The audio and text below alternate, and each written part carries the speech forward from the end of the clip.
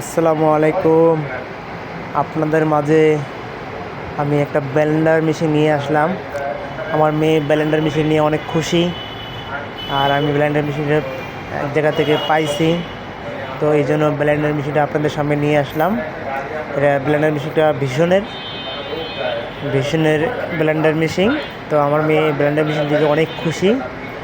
তো আমার মেয়ে এখন ফলের রস খাবে।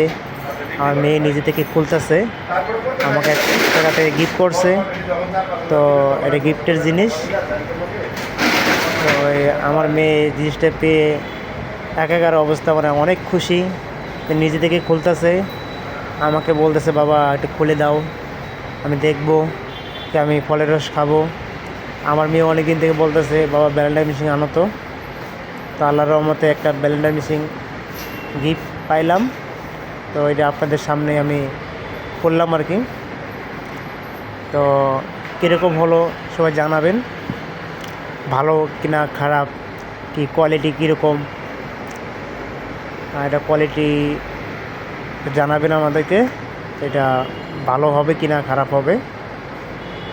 তো ব্লেন্ডার মেশিনটা এরকম দেখতে ভালোই লাগে, খারাপ না।